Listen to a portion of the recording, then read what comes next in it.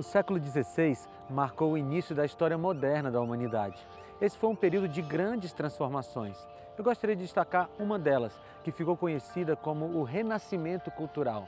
Dentre as suas muitas características, nós podemos destacar o afastamento da religião institucionalizada da Idade Média, o nascimento das cidades, a valorização do comércio e também a valorização da racionalidade humana como fonte de solução de todos os problemas.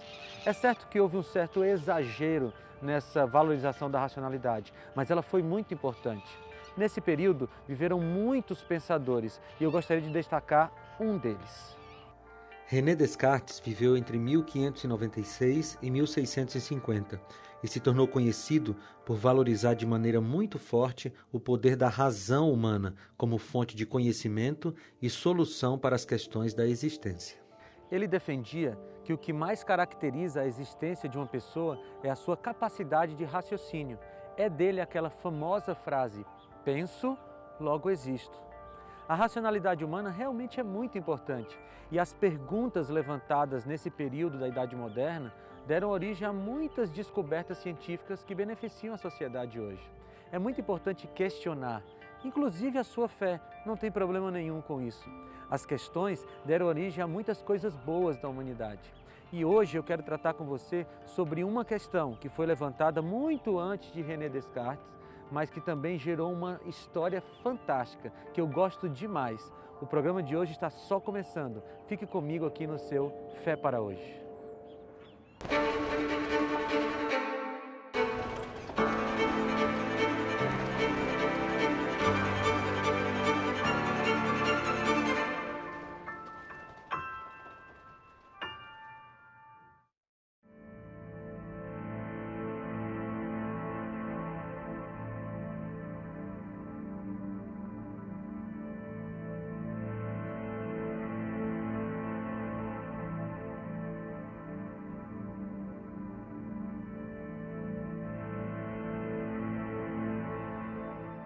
O livro de Jó, em seu sentido mais amplo, está baseado em uma pergunta. A pergunta que Satanás fez para Deus naquela reunião lá no céu, descrita no capítulo 1 de Jó. A pergunta é: Jó teme a Deus debalde? É por causa dessa pergunta que nós conhecemos esse personagem tão fantástico, Jó. Se não fosse essa pergunta, talvez ele tivesse vivido a sua vida desfrutando das riquezas, da sua fidelidade a Deus e morrido no anonimato. É lógico que a gente não pode comemorar essa pergunta, porque ela causou muito sofrimento para Jó. Mas ela fez com que nós conhecêssemos uma história muito interessante, com grandes lições espirituais, e é a minha preferida. A palavra debalde, usada por Satanás na sua pergunta, é a tradução da palavra hebraica rinam, que significa, dentre outras coisas, sem interesse. O que Satanás estava perguntando para Deus era: Jó teme a você, teme ao Senhor, sem interesse? Veja como o diabo, o inimigo, foi covarde, porque essa pergunta ataca as intenções de Jó. Jó não tinha do que ser acusado, porque o próprio Deus havia feito um elogio grandioso para ele. Disse que ele era íntegro, reto, temente a Deus e se desviava do mal. E Satanás não teve como desfazer essa frase de Deus. Então Satanás ataca as intenções de Jó. Ele acusa a Deus de proteger Jó. Ele acusa Jó de ser fiel a Deus só por causa dessa proteção. Sabe, Satanás, ele atacou a única coisa que Deus não poderia responder a respeito de Jó. Se Deus dissesse assim: não, Jó é fiel, isso geraria uma grande dúvida no universo. Apenas a vida de Jó poderia responder à pergunta de Satanás. Mas antes da gente entrar nessa resposta, vamos ler juntos a descrição do diálogo entre Deus e Satanás. É muito esclarecedor. Certo dia, os anjos vieram apresentar-se ao Senhor, e Satanás também veio com eles.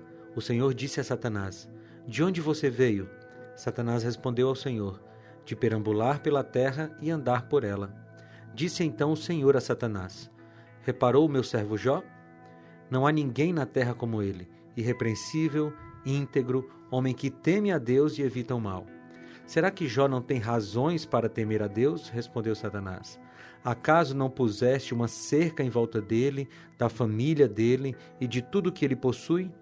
tu mesmo tens abençoado tudo o que ele faz, de modo que todos os seus rebanhos estão espalhados por toda a terra. Mas estende a tua mão e fere tudo o que ele tem, e com certeza ele te amaldiçoará na tua face. Que diálogo interessante entre Deus e Satanás, né? Existem muitas verdades aí e eu quero destacar uma antes de entrar na resposta que Jó deu a essa pergunta. A verdade que eu quero destacar é que Deus abençoa seus filhos. É uma verdade que Ele protege, é uma verdade que Ele dá grandes dádivas para os seus filhos, porque Ele é pai e todo pai gosta de abençoar seus filhos. Diferentemente dos deuses mitológicos da Grécia, que gostavam de atacar os humanos, tomar as esposas, atrapalhar os negócios, o nosso Deus não. O nosso Deus gosta de nos abençoar. O seu Deus, o seu Pai do céu, gosta de abençoar você. Deus é bondoso. Essa é uma realidade que a Bíblia apresenta de Gênesis a Apocalipse. Em todas as ações de Deus, inclusive nas ações de juízo, vemos a sua bondade. Ao contrário disso, o inimigo de Deus quer nos colocar uma imagem de um Deus carrasco, de um Deus que tem prazer em castigar seus filhos, de um Deus que tem prazer em destruir as pessoas. Mas esse não é o Deus bíblico. O Deus apresentado pelas Sagradas Escrituras é um Deus tão bondoso. Desde o início de tudo, o movimento sempre foi de Deus em direção ao ser humano. Isso pode ser observado, por exemplo, na criação. Deus tomou a iniciativa de nos criar. Ele não precisava de nós. Deus não estava incompleto e então resolveu criar os seres humanos. Não foi isso que aconteceu. Deus tomou a atitude, teve a iniciativa de nos criar por amor. Quando nós caímos, quando Adão e Eva resolveram desobedecer a Deus, Deus também teve a atitude de ir em direção ao ser humano. Foi Ele quem foi até Adão e Eva e disse: "Onde vocês estão?" Foi Deus quem tomou a atitude de resolver o problema do pecado. Também foi iniciativa de Deus morrer na cruz do Calvário para que nós pudéssemos ter vida. Deus tomou atitude em direção aos seres humanos em todos os momentos, na criação, na queda, na redenção e lá no final, quando Jesus voltar, também será Deus indo em direção aos seres humanos. Sempre foi assim e continuará sendo, porque o amor de Deus é infinitamente grande e incompreensível. Voltemos então à questão central do livro de Jó. Satanás estava acusando as intenções de Jó em relação a Deus. Na verdade, ele estava questionando a possibilidade de existir uma religião que adora a Deus só porque Deus merece ser adorado, que ama a Deus só porque Deus merece ser amado, e não pelo interesse de receber alguma coisa em troca. Satanás queria deturpar essa ideia de uma religião por amor. Mas interessante também que quando Jó acusa a Deus de proteger, ou melhor, quando Satanás acusa a Deus de proteger a Jó, ele acusa em 3 áreas específicas. Ele diz que Deus protege a Jó, a casa de Jó e as posses de Jó. Mas quando ele ataca o patriarca, ele ataca no sentido inverso. Ele ataca primeiro as posses, depois a casa e depois o próprio Jó. Mas toda essa história estava sendo assistida pelo universo, porque como eu te disse anteriormente, uma resposta de Deus não resolveria a questão. Só a vida de Jó iria responder. Então todo o universo estava atento à seguinte questão: existe uma religião genuinamente por amor? A religião que Cristo nos ensinou não faz barganha com Deus. Nós não adoramos a Deus para receber coisas em troca. O caminho é exatamente o contrário. Quem teve a primeira atitude foi Deus. Ele veio em nossa busca. Ele veio em nosso favor. E como resposta ao que Ele já fez por nós, então nós o adoramos e o amamos. Essa compreensão é muito importante para que nós não desenvolvamos uma religião baseada no interesse, na troca de favores. Nós não fazemos para receber de Deus. Nós fazemos alguma coisa por Ele, porque primeiro Ele fez por nós. Satanás atacou a vida de Jó e foi a oportunidade de Jó começar a dar as respostas àquela pergunta inicial. Ele atacou as posses de Jó, acabando com todos os seus bens, e depois atacou a família de Jó, matando todos os seus filhos ao mesmo tempo. Queridos, eu não tenho palavras para descrever a dor que Jó deveria estar sentindo, porque eu tenho um filho E quando eu penso em perdê-lo, eu já tenho uma angústia tremenda. Agora imagine perder 10 filhos. Essa dor acabaria com a fé de qualquer pessoa, talvez, mas com a fé de Jó, não. Sabe o que foi que ele respondeu? Olha o que ele disse aqui nos versículos 20 e 21. Ao ouvir isso, Jó levantou-se, rasgou o manto e rapou a cabeça. Então prostrou-se com o rosto em terra e em adoração disse: Saí nu do ventre da minha mãe e nu partirei. O Senhor o deu, o Senhor o levou. Louvado seja o nome do Senhor. Isso aqui me impressiona, porque aquele homem, depois de grandes perdas, adorou a Deus e não negou o nome do Senhor. Satanás não ficou satisfeito. Ele voltou para uma reunião no céu e insistiu com Deus, porque Jó ainda tinha saúde.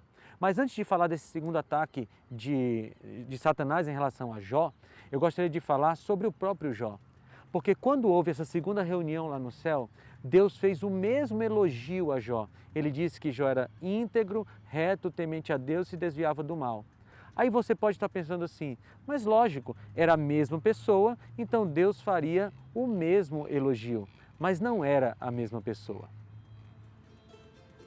Às vezes eu paro para pensar na seguinte situação: se em vez do nome de Jó fosse o meu nome naquele dia lá no céu, se naquela reunião Deus tivesse que comentar a meu respeito, o que será que Deus falaria? Será que ele falaria bem? Falaria mal? Será que o meu nome traria orgulho e alegria ao coração de Deus, como o nome de Jó trouxe? E se fosse o seu nome, o que Deus teria para falar a seu respeito? O seu nome traz alegria ao coração de Deus? Quando Deus fez o primeiro elogio a Jó, ele era um homem rico, tinha sua família toda bem estruturada, ele era um homem diferente do segundo Jó. O segundo Jó era um homem amargurado, um homem triste, tinha perdido seus 10 filhos, toda a sua empresa, não era a mesma pessoa. Mas Deus pôde fazer o mesmo elogio para o segundo Jó. Quando eu me deparo com essa história, eu começo a pensar que nós não temos nenhum tipo de argumento para abandonar a Deus quando as coisas começam a ficar ruins na nossa vida. Algumas pessoas, infelizmente, abandonam a Deus quando as tragédias chegam, mas Jó nos ensina que mesmo nas tragédias nós devemos ficar com Deus. Agora, Jó estava doente, além de não ter posses e não ter filhos, ele estava doente. E foi dentro dessa doença que Jó pôde dar a resposta definitiva para a pergunta de Satanás. Quando Jesus veio à Terra, ele foi o nosso grande exemplo em todas as áreas. Ele nos ensinou a lidar com os pobres. Ele nos ensinou como resistir às tentações. Jesus foi nosso grande exemplo no lidar com as autoridades civis. Ele também nos ensinou como lidar com as pessoas que nos ofendem, como tratar os nossos inimigos. Jesus nos ensinou a resolver os problemas dentro e fora da igreja. Ele foi nosso exemplo, inclusive, no cuidado com a saúde. E Jesus também foi nosso exemplo no quesito resistência diante do mal.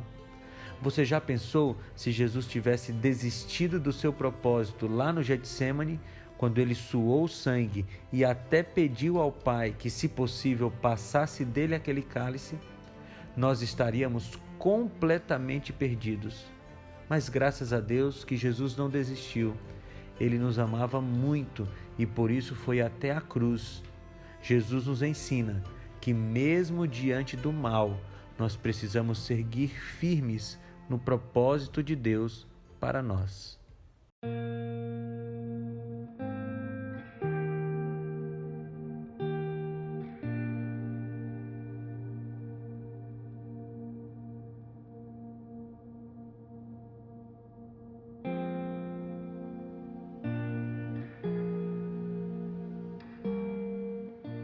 Satanás finalmente atacou a saúde de Jó. Agora Jó não tinha posses, não tinha filhos e não tinha saúde. E dentro dessa situação tão ruim, ele teve a oportunidade de dar a resposta definitiva à pergunta de Satanás. Eu gosto do capítulo 19 do livro de Jó. Para mim, ele resume toda a história de Jó. Se você analisar comigo, você vai perceber que existem 3 partes, pelo menos, nesse capítulo. Eu não vou ler todo o capítulo, mas se você puder, abra comigo e acompanhe. Do versículo 1 ao versículo 12, Jó fala de uma noção errada que ele tinha. ele atribui a Deus tudo o que estava acontecendo com ele. Ele não conhecia o contexto celestial daquela história. Nós conhecemos e nós sabemos que não era Deus que estava causando tudo aquilo para Jó, mas ele acreditava nisso. E o que me impressiona é que mesmo acreditando que era Deus quem estava fazendo tudo aquilo com ele, ele não abandonou a Deus. Impressionante isso, não é? Aí do versículo 13 ao versículo 24, Jó faz uma descrição do seu sofrimento. E só em ler esse trecho, nós já sentimos uma pontinha de angústia por tudo que Jó estava sofrendo. Mas toda essa descrição prepara para as palavras finais desse capítulo, que estão aí nos versículos 25, 26 e 27. É a declaração final, a resposta final de Jó à pergunta de Satanás. Vamos ler juntos? Porque eu sei que o meu Redentor vive e que por fim se levantará sobre a terra. E depois de consumida a minha pele, contudo ainda em minha carne verei a Deus. Vê-lo-ei por mim mesmo, e os meus olhos e não outros o contemplarão. E por isso os meus rins se consomem no meu interior. Você percebeu que palavras lindas? O maior interesse de Jó não era recuperar o que ele perdeu, era ver a Deus. Eu acho isso fantástico. E sabe o que aconteceu? Jó viu a Deus. Se você for lá para o capítulo 42, no versículo 5, Jó diz assim: antes eu te conhecia só de ouvir falar, mas agora os meus olhos te viram. Quando foi que os olhos de Jó foram abertos para ver a Deus? Dentro do sofrimento. Queridos, preste atenção no que eu estou te falando. O sofrimento é uma oportunidade da gente se aproximar mais de Deus. Mesmo que seja ruim, eu sei disso, mas é uma oportunidade da gente ver a Deus. Finalmente, a resposta foi dada ao universo todo. Jó temia a Deus debalde? A resposta foi um grande e sonoro sim. Eu espero que essa resposta também seja sim na sua e na minha vida. O apóstolo Paulo escreveu aos Coríntios, em 1 Coríntios 4:9, o seguinte: porque me parece que Deus nos colocou a nós, os apóstolos, em último lugar, como condenados à morte. Temo-nos tornado um espetáculo para o mundo, tanto diante de anjos como de homens. Esse texto nos indica que nós somos observados por pessoas, por criaturas, por anjos que estão fora da Terra, seres criados por Deus e que habitam outros planetas. Nós somos uma espécie de espetáculo para eles. Nós somos observados e, através de nós, eles entendem o plano da redenção. Cada um dos seres humanos tem essa responsabilidade de representar bem o nome e o amor de Deus. Então a grande pergunta é: que tipo de espetáculo eu tenho sido? Que tipo de espetáculo você tem sido? Quando os mundos não caídos, quando os seres criados por Deus olham para a minha e para a sua vida, que tipo de coisas eles veem?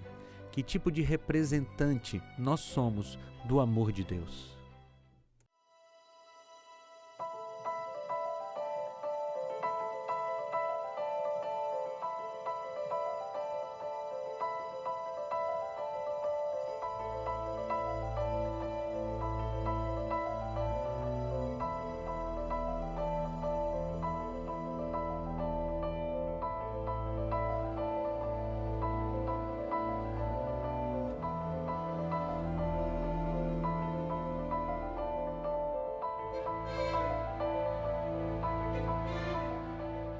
A Bíblia apresenta a história de outros personagens que também amavam a Deus sem interesse. Eu quero destacar 3 jovens. O nome deles, Sadraque, Mesaque e Abdinego.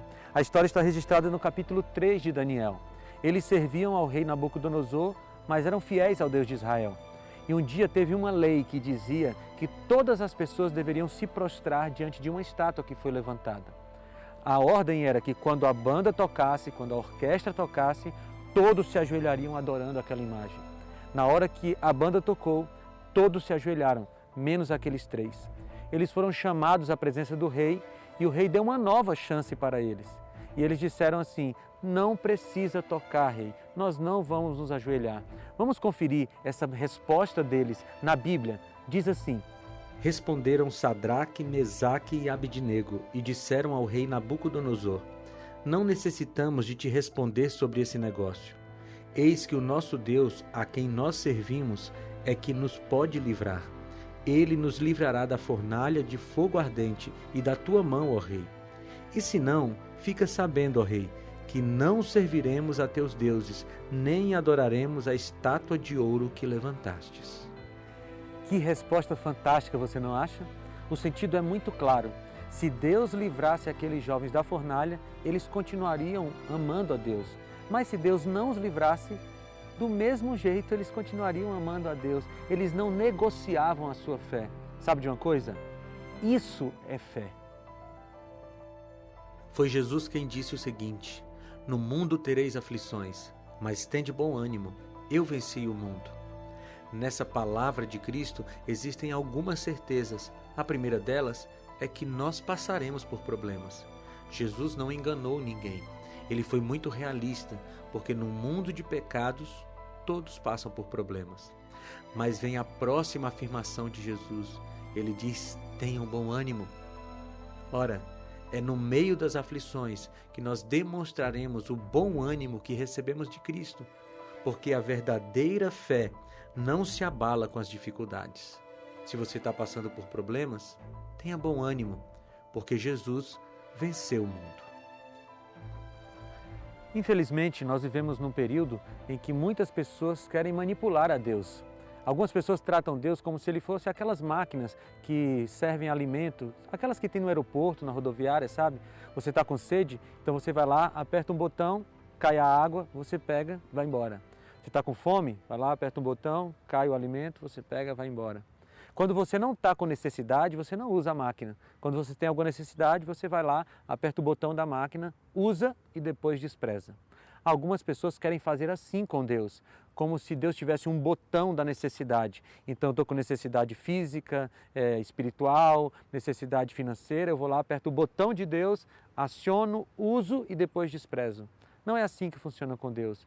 Deus não é uma máquina, ele precisa ou ele requer relacionamento nosso. Foi assim com Jó, foi assim com Daniel, foi assim com Paulo, foi assim com João e com tantas outras pessoas. Mas a minha pergunta nesse momento é assim com você?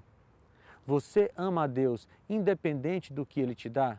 Queridos, ter fé não é manipular a Deus. Ter fé é estar com Ele de tal forma que se Ele te der o que você quer, você o ama e o louva. Se Ele não te der o que você quer, você continua louvando o nome de Deus. Infelizmente, vivemos em um período da história em que tudo é comercializável. As pessoas vendem comida, vendem bebidas, vendem status social, vendem diversão e algumas chegam ao cúmulo de vender o próprio corpo. Mas no reino de Deus não existe comércio. Só há uma moeda de troca no reino de Deus e é o amor. E quem deu o amor primeiro foi Deus. Nós apenas respondemos ao amor que recebemos dele. Portanto, no reino de Deus nós precisamos urgentemente aprender que tudo é de graça, inclusive a salvação. Em Efésios, no capítulo 2, no versículo 8, o apóstolo Paulo escreveu que nós somos salvos pela graça, e isso não vem de nós, é dom de Deus para que ninguém se glorie. A graça de Cristo deveria ser o nosso grande interesse ao nos aproximarmos dele. Ela é que nos dá a possibilidade de salvação. É a graça de Cristo que nos dá a possibilidade de recebermos o que nós não temos direito de receber.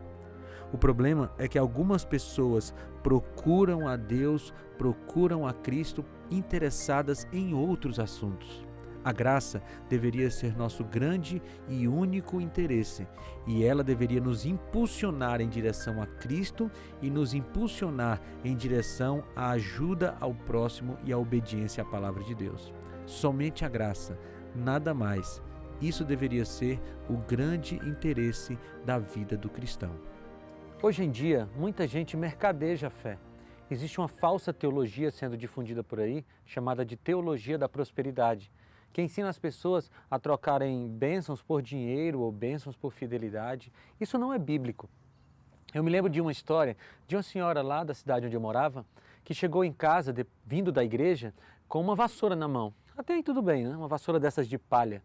O problema foi quando ela começou a varrer o seu marido com aquela vassoura. É isso mesmo.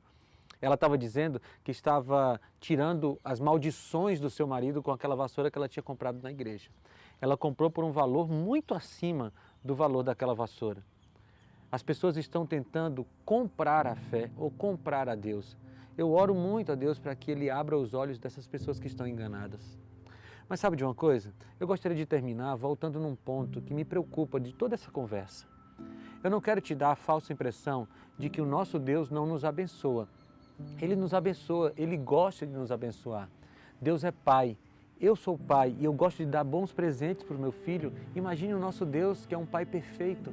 Ele gosta de te abençoar, Ele vai suprir as suas necessidades. O que a gente não pode é adorar a Deus interessado nisso. Aí você se pergunta, mas e como é que eu devo agir? Como é que eu devo viver nesse ponto todo? Bem, você precisa amar a Deus de todo o seu coração. Pode ser que você esteja pensando assim nesse momento. Eu gostaria muito de amar a Deus, mas eu não consigo. Como é que eu faço? Me ajuda. A Bíblia te ajuda. Lá em Romanos, no capítulo 10, diz que a fé vem pelo ouvir e ouvir da palavra de Deus. Então você precisa entrar em contato com Deus todos os momentos. Você precisa entrar em contato com a palavra de Deus em todos os momentos, porque a sua fé vai crescendo, o seu amor por Deus vai crescendo e você vai amá-lo se você tiver as bênçãos dele e você vai amá-lo, inclusive quando as coisas estiverem ruins. Ame a Deus. Isso é o que eu quero para mim e é o que Deus quer para você também. Estudar a vida de Jó causou um grande impacto na minha vida. E eu espero que esse nosso breve estudo sobre a vida de Jó também tenha impactado a sua vida. Ele foi um homem digno de ser imitado. Ele tinha muitas bênçãos de Deus, ele era muito fiel a Deus. Mas mesmo quando tudo isso foi retirado dele, ele continuou amando a Deus irrestritamente. E na minha opinião, essa é a maior lição que a vida de Jó nos deixa. O amor incondicional a Deus. O amor que não ama porque recebe coisas. O amor que ama porque Deus é digno de ser amado. Agora, a decisão é sua. Você vai ter que escolher amar ou não amar a Deus. Mas eu faço votos que você escolha o amor incondicional, assim como é o de Deus por você.